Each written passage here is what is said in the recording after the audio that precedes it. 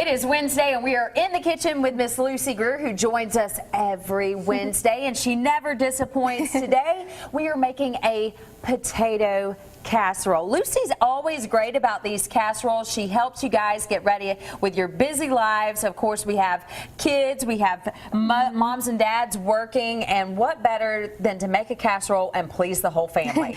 Yes, this is a great make-ahead for sure. And I had so much fun during October. We did all of our pumpkin and sweet potato recipes that I thought for November, since it's the first Wednesday in November, I will kind of get everybody ready for Thanksgiving. Hey, and this would be great for Thanksgiving too. Yep, any night of the week or for a holiday, and this is great because, like you said, you can kind of make it ahead, get it all put together, get it in the refrigerator, and then pop it in before dinner while you're trying to help with homework and get everything else and done. And do a million things. Yes, so we can get started. What I've already done is I just use russet potatoes. It's 4 pounds, and so I just washed those, peeled those, and diced them up, and then I covered them in cold water, and I brought it up to a boil, and now kind of reduced it to a simmer. And of course, depending on how big you cut your potatoes will depend on how long they're going to cook, but about 15 minutes. You just want them to be fork tender. You don't want to go into mashed potatoes. And you can see how Lucy has cut those. If we can get how little she's cut those, they are into little pieces. Yeah, kind of bite size. And so those are cooking away. I just put some salt in there, and you could also use red potatoes if you like red potatoes. And now we'll get started on our sauce. I have 4 tablespoons of butter that I just melted in here. And now I'm going to add 4 cloves of fresh garlic. I just smashed those. I didn't go ahead and chop them up or anything. And then we're going to add some fresh thyme in there. Which is actually really pretty. Lucy and I were talking about how pretty it is before she's putting it in the pot. It is really pretty, and I'm just going to let the garlic and the thyme infuse the butter, and then we're going to remove it, so that's why I just left it whole. So I'm just going to turn the heat up a touch over medium-high, and I'll just stir it around and let that butter become infused. And you want to keep an eye on this because, of course, butter can burn very easily, and we're just going to let this go for about 3 to 4 minutes. And we will have nice flavored butter. Now, Lucy, for people who haven't cooked with thyme before, is it usually something that is chopped up? Because I saw you mention that you put the whole thing of thyme in there and you didn't chop it up. Yeah, and we are going to use some chopped up thyme in our topping. And so as you can see, it comes on little sprigs. And so you just grab one of the ends and pull the leaves off of it. And there's so little that you can either chop them up or you could just toss them into your topping or your whatever you're cooking whole, because the leaves are so small. And it's one of my favorite herbs for sure. And Thanksgiving, you'll see it a lot. I mean, people using dried thyme. I smell it now. It smells so good. It's one of my favorites, and like we said, it is pretty. And in all of our stores, we have these little containers of fresh herbs in the produce department. And so it's not a huge investment. Like the little containers are around $1, and so you can use it and flavor without, you know, making too big of an investment. If you don't like it, then you haven't spent a large amount of money on it. Now for this, with the entire sprig in there, what will we do when the butter starts to melt and we start to get the garlic in there? We're just going to take it out and so basically just adding some flavor. Yep. See, as you can see, we have our butter bubbling, and like I said, you just want to keep an eye on it. And it is amazing how much this is going to add to the flavor of our casserole. And there's really just few other ingredients, so it'll just come together like that. Yep, and I have to save some for Joe, of course, to do. We have the potatoes boiling here. We have our garlic and thyme and butter cooking here, and in the next cooking segment, we're going to get more of those ingredients involved with Joe. But this is a fabulous potato recipe that, again, you can make for Thanksgiving. Hey, you could make it one night for dinner, anything like that. As Lucy mentioned, it's good to put in the refrigerator and then pop into the oven when you're getting ready to eat. So be sure to join Joe in just a few minutes. Back in the kitchen with Lucy Greer, and this looks so fantastic. You know, last month we were talking about all the fall things you were doing for October leading up to Halloween. Well, this month the big holiday is Thanksgiving. Yes, so I thought we would start off with making a side dish. Everybody loves potatoes and potato casserole for Thanksgiving and our holidays and, you know, Sunday dinner. So I thought that this would be kind of a different one that everybody could try. And what we already did is cook our potatoes. Those are really ready to drain. This is 4 pounds of russet potatoes. I just peeled those and cut them up into bite-sized pieces, covered them with cold water. You want to cook potatoes, not dump them into boiling water like pasta, but cover them with cold water, then bring them to a boil. Otherwise, they won't cook evenly all the way through. Okay. Or you could use red potatoes. So those are going to be ready. And then we got started on our sauce.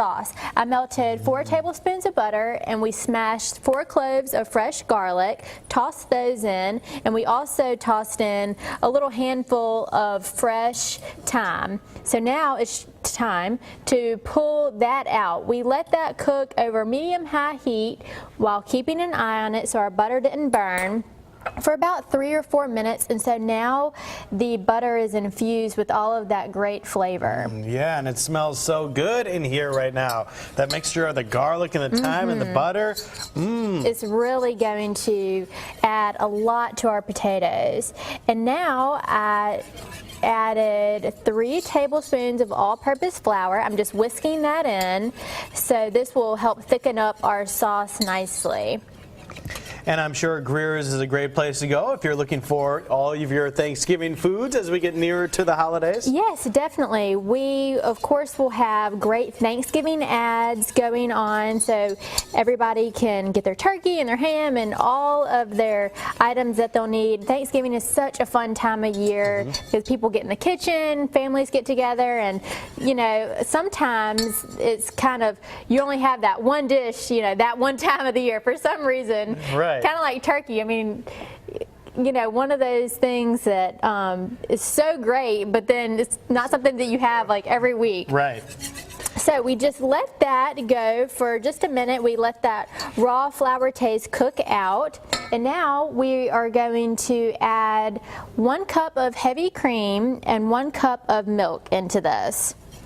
And you know, I've had plenty of potato side dishes and things like that before, but I've never had quite this recipe that you're making today, and it looks so good. So maybe we'll introduce this to our family Thanksgiving as a side this year. You might. And you know, this recipe we have not had at our Thanksgiving table before, and so I told my mom we always plan our Thanksgiving.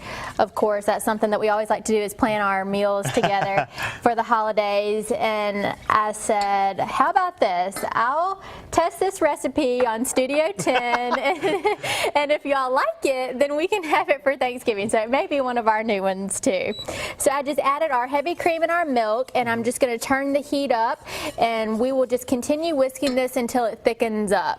Sounds fantastic. So we'll come back in and check on the progress in just a little while. Meanwhile, this new test recipe, which I'm sure is delicious by the way it smells and looks in here, is on our Studio 10 webpage. Go check that out. We'll have more with Lucy from Greer's in just a little while. Thanks a lot.